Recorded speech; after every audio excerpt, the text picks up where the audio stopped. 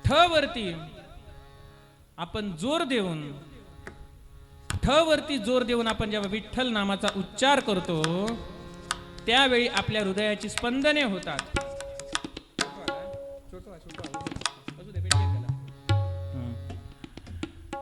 तर ती जी स्पंदने होतात हृदयाची विठ्ठल म्हटल्यानंतर, त्या स्पंदनांमुळे हार्ट अटॅक येत नाहीत, रक्ताभिसरणाची क्रिया व्यवस्थित होते.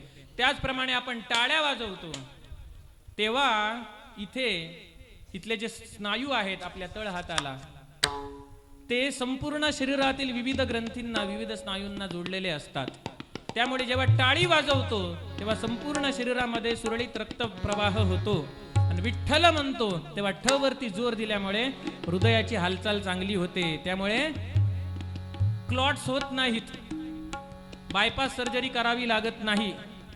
म्हणून पंढरपूरला जाणारी 80-100 वर्षाची म्हातारे उड्या मारत जातात, त्यांना हार्ट अटॅक येत नाहीत, कारण विठ्ठल नावाचा जयघोष करत असतात. म्हणून तुम्ही सुद्धा माझ्या मागोमाग विठ्ठल नामाचा जयघोष ठ वरती जोर देऊन आणि टाळ्या वाजवून करा. जय जय विठोबा रखुमाई म्हणा, जय जय विठोबा रखुमाई म्हणाने, जय जय विठोबा रखुमाई, जय जय विठोबा रखुमाई,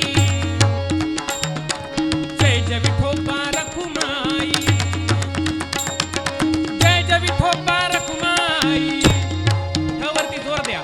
जय जय विठोबा रखुमाई, जय जय विठोबा रखुमाई, जय जय विठोबा रखुमाई, जय जय विठोबा रखुमाई, जय जय विठोबा रखुमाई, रखुमाई, जय जय विठोबा रखुमाई, जय जय विठोबा रखुमाई, जय जय विठोबा रखुमाई, जय जय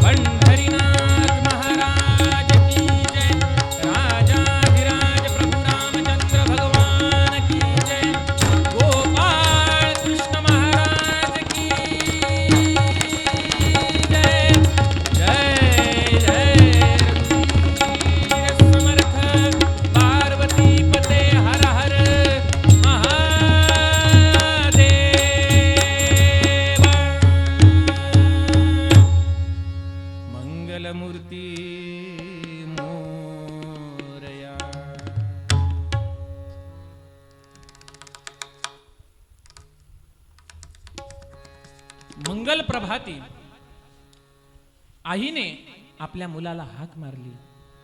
अरे नाम्या, अरे ये की नैवेद्य अर्पण करायचा आहे पंढरीनाथाला.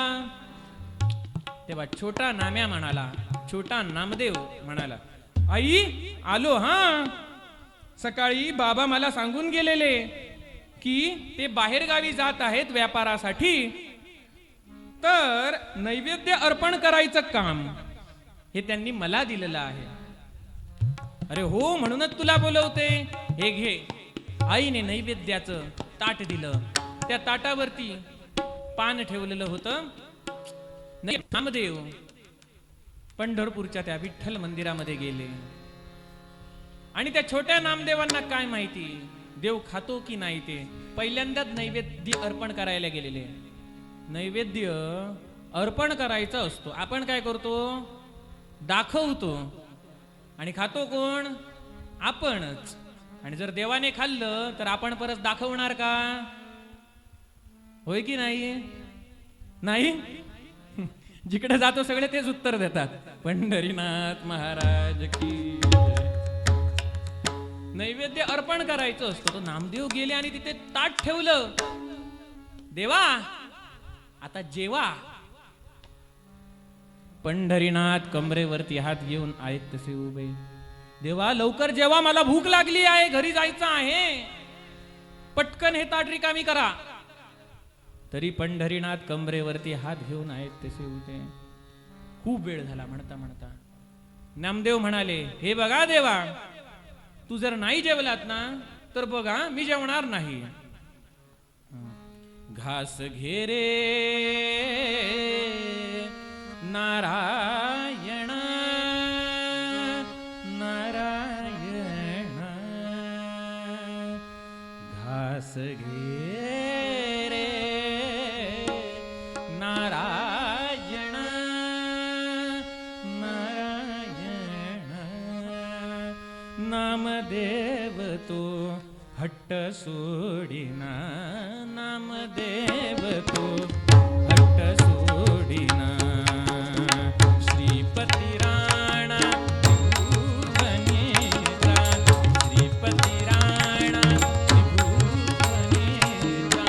भक्ता करी जेवला, हो भक्ता करी जेवला. हरिभक्तीचा भुकेला, हो हरिभक्तीचा भुकेला, हो हरिभक्तीचा भुकेला. हे नारायणा जेव. नारायण कमरेवरती हात घेऊन आहेत ते उभे.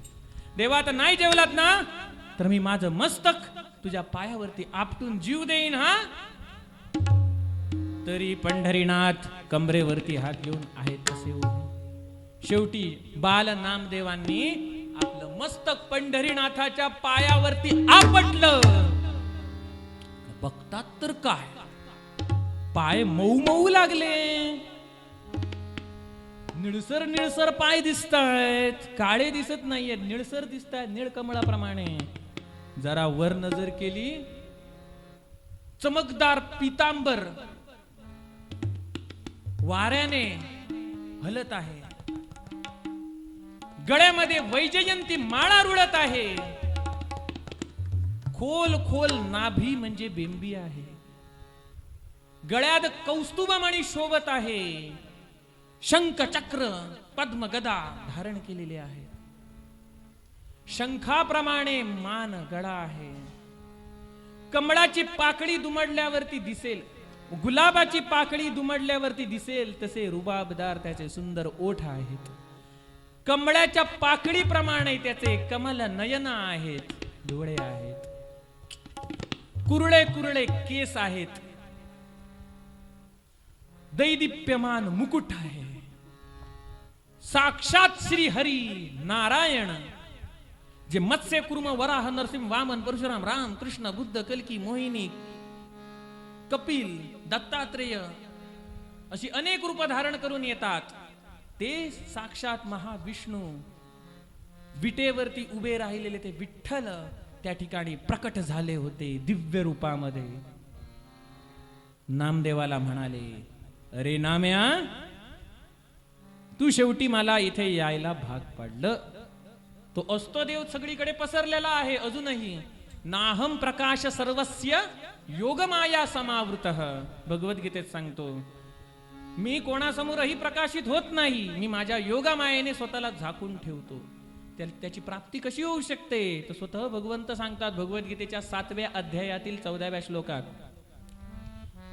दैवी हेष्या गुणमयी मम माया दुरत्यया मामेव ये प्रपद्यन्ते मायाम एतां तरन्ति ते. पंढरीनाथ महाराज की जय. माझी माया पार करणे फार दुस्तर आहे, परंतु जे मला शरण आलेले आहेत ते सहज ती माया पार करू शकतात. पण नामदेवांसारखे भक्त जे भगवंताला शरण आलेले आहेत, त्यांसमोर असा भोळा भक्तिभाव ज्यांच्या मनात आहे त्यांच्यासमोर भगवंत प्रकाशित होतात. ज्याच्या मनामध्ये अहंकार रूपी नाक आहे त्याच्या समोर भगवंत प्रकाशित होत नाहीत. तर भगवंत त्या ठिकाणी जेवायला बसले, जेवतायत.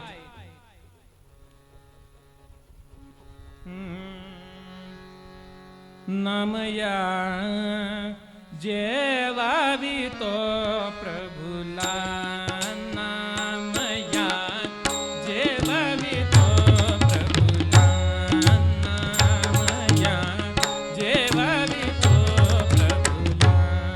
साक्षात नामदेव आपल्या हाताने देवाला भरवत आहेत.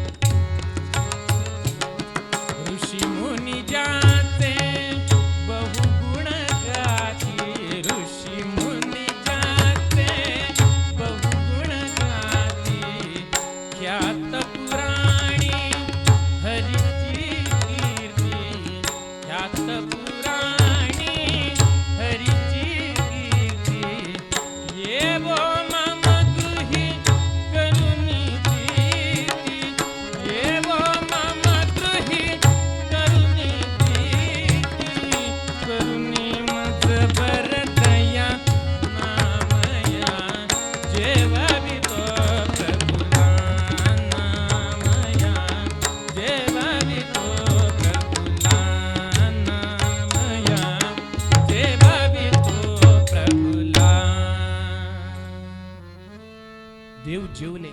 नामदेवांनी ते रिकामे ताट घेतलं आणि घरी घेऊन गेले आणि आईला म्हणतात, आई अगं भूक लागली, जेवायला आण. आई म्हणाली, अरे नाम्या, नैवेद्याला जे ताट नेला होतास ना, त्याच्यात जे जेवण होतं तेच जेव की. अगं ते संपलं. काय म्हणतोस, संपलं? अगं हो. काय रे नाम्या, तुला जरा धीर धरता येत नाही का? आधीच खाऊन टाकलं ते? अगं नाही आली, मी नाही खाल्लं, देव जेवले. काय, देव जेवला?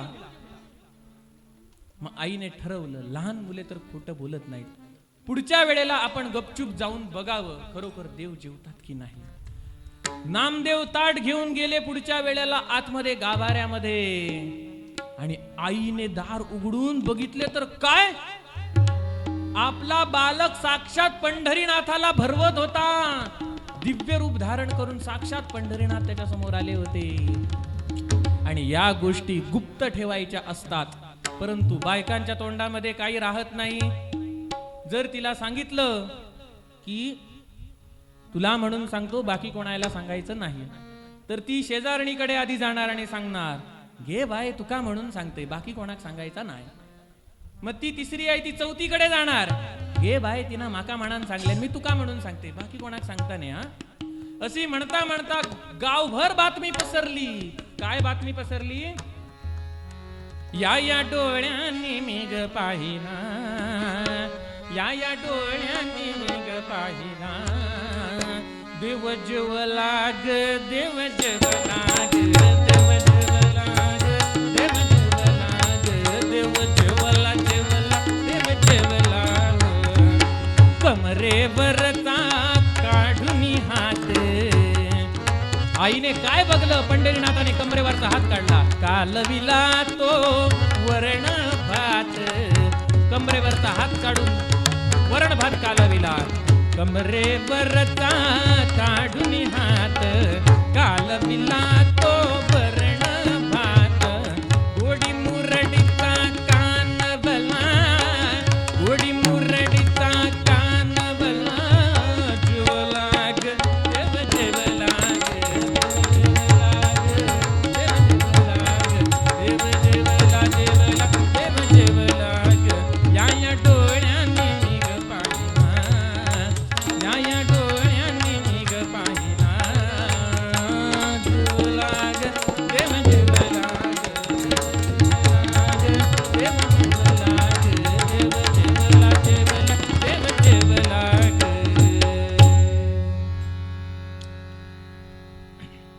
एक दिवस त्या छोट्या नामदेवांची आई आजारी पडली होती.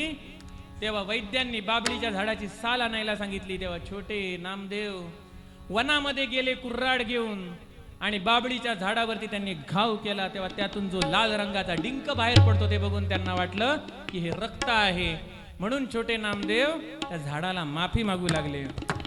क्षमा करावी अद्धा मजला तरुवर, क्षमा करावी मजला तरुवर, दुःख दिले तुझं बाळक गोवळ, दुःख दिले तुझं बाळक गोवळ, क्षमा करावी मजला तरुवर.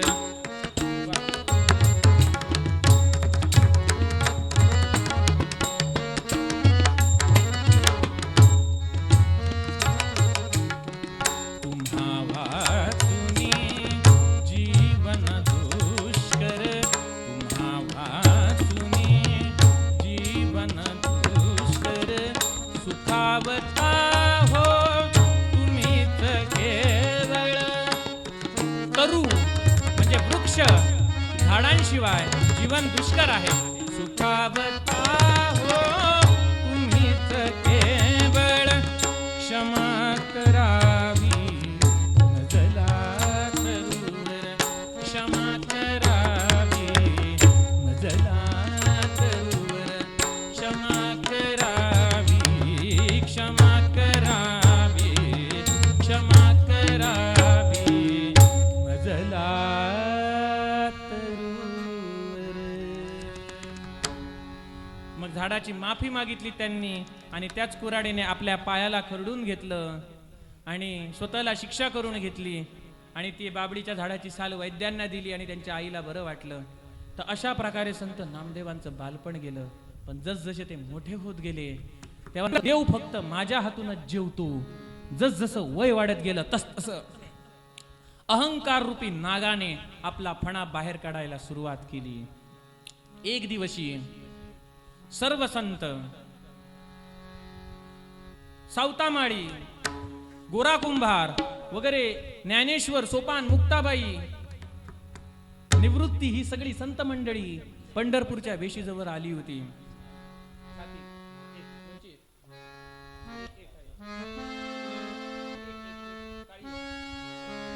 सर्व संत मंडळी आली होती.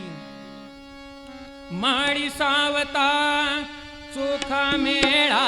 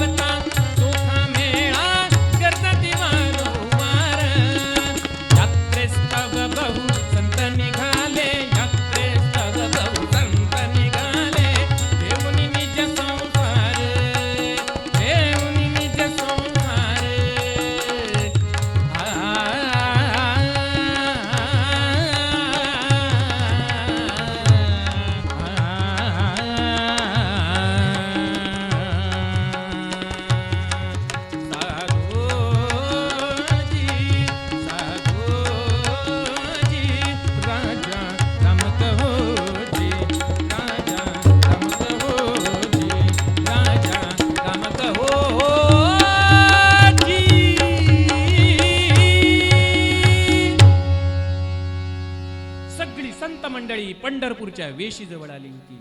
सगळेजण एकमेकाच्या पाया पडत होते. कारण काय? विष्णुमय जग वैष्णवांचा धर्म. सगळ्या जीवांमध्ये विष्णू आहे, परमात्मा आहे, म्हणून सगळे एकमेकाच्या पाया पडत होते. नामदेवांना गर्व झाला होता. विष्णू माझ्या हातून जेवतो, मग मी इतरांच्या पाया का पडू? संतांनी हे बघितलं आणि जेव्हा ते गोरा कुंभारांच्या घराकडे गेले होते त्यावेळी मुक्ताबाईने मुद्दाम एक गंमत केली. तिने सांगितलं, ओ गोरोबा काका, तुम्ही हे थापटणं कशासाठी वापरता बरं? गोरोबा काका म्हणाले, अगं मुक्ते, हे थापटणं वापरून मी मडकी कच्ची आहेत की पक्की आहेत ते तपासून पाहतो. हो का? मग ही आमची मडकी आहेत ती सुद्धा तपासून बघा की. ठीक आहे. गोरोबा काका गेले. पहिलं मुक्ताईच्या डोक्यावरती मारलं. मुक्ताई हसली. गोरोबा काका म्हणाले, हे मडकं पक्क आहे. ज्ञानेश्वर सोपान निवृत्ती यांच्या डोक्यावरती ते थापटणं आपटलं, ते सुद्धा हसले. ही मडकी पक्की आहेत. आणि नामदेवांच्या डोक्यावरती ते थापटणं आपटायला आले आणि तेवढ्यात नामदेव म्हणाले, काय हा मूर्खपणा चाललेला आहे? तेव्हा गोरोबा काका म्हणाले, हे मडकं मात्र कच्च निघालं. ह्याच्यामुळे सगळेजण हसू लागले. नामदेवांना आला राग. माझा अपमान करताय तुम्ही. माझ्या हातून साक्षात पंढरीनाथ जेवतात आणि माझं मडकं कच्च म्हणता. मला इथे क्षणभर सुद्धा थांबायचं नाही आहे. मी चाललो इथून. नामदेव तिथून पंढरीनाथाकडे जायला निघाले. मंदिरात जायला निघाले. ज्ञानेश्वरांनी सांगितलं, ओहो नामदेव, नामदेव महाराज, तुमच्या मनामध्ये भगवंताबद्दलचं प्रेम आहे, भक्ती आहे, परंतु भगवंत सगळ्या जीवांच्या आत स्थित आहे. म्हणून ते वेशीवरती वारकरी एकमेकांच्या पाया पडत होते. तुम्ही एकमेकांच्या पाया पडला नाहीत कारण तुम्हाला हे ज्ञात नाही की सगळ्या जीवांच्या आतमध्ये तो पंढरीनाथ आहे. तुमच्या हातून जेवणारा पंढरीनाथ सगळ्या जीवांच्या आत आहे. मग हे ज्ञान तुम्हाला गुरुप्राप्तीनंतर प्राप्त होईल. याच्यासाठी गुरुची आवश्यकता आहे. नामदेव तिथून तडक निघाले, मंदिरात गेले पंढरपूरच्या आणि पांडुरंगाबरोबर भांडू लागले. पतित पावन नाम ऐकुनी आलो मी द्वारा, पतित पावन नव्हेसी म्हणून जातो माझा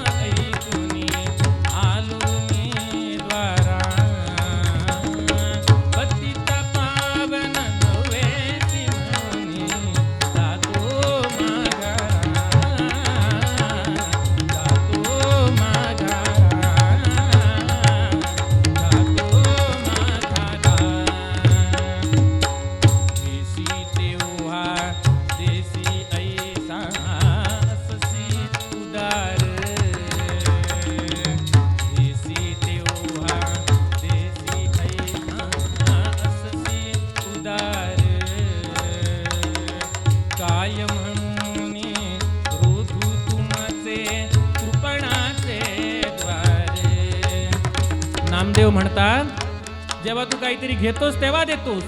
मग तू असा कंजूस आहेस, कृपण आहेस, मग तुझा उंबरा कशाला झिजवू.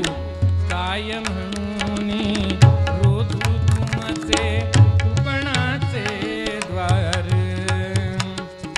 सोडी प्रीत आता देवा नवेसी अभिमानी, सोडी प्रीत आता देवा नवेसी अभिमानी,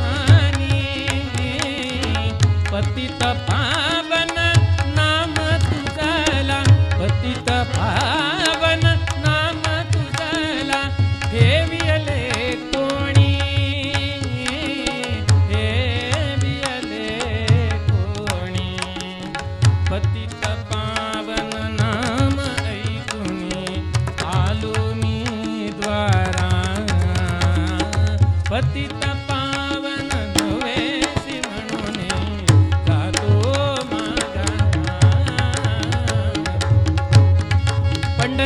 बरोबर नामदेव भांडू लागले आणि शेवटी सांगू लागले,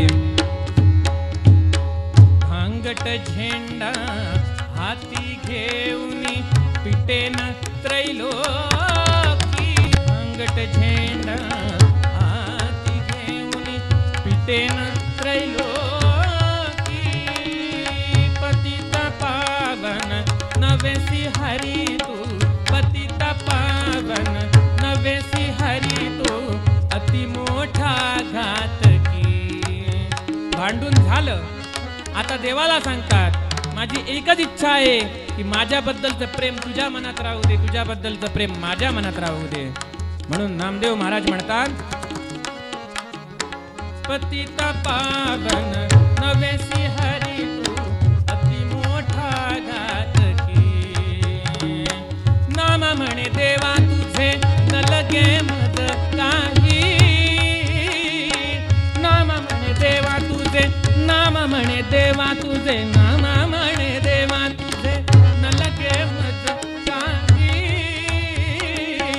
प्रेम असू द्या हृदयी तुमचे लागतसे पायी, लागतसे पायी, पतित पावन नाम ऐकुनी आलो मी द्वारा,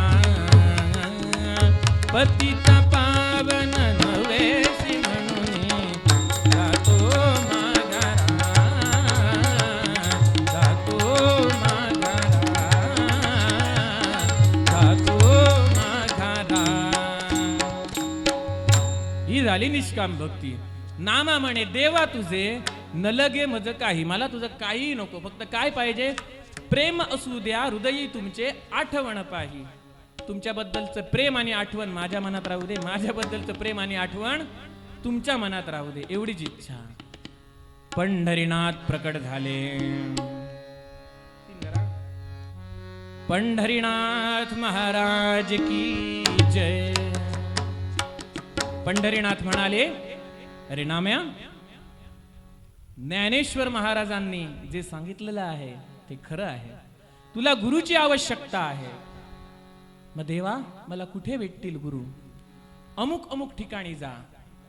त्या दिशेला त्या ठिकाणी नामदेव गेले. अवढ्या नागनाथ मंदिर होतं, त्या ठिकाणी गेले आणि बघतात तर काय, एक माणूस त्या शिवमंदिरामध्ये शिवशंकरांवरती पाय ठेवून पहुडला होता. नामदेवांनी सांगितलं, ओ काय करताय तुम्ही? देवावरती पाय ठेवून बसलाय तुम्ही, पाय ठेवून पहुडलाय तुम्ही.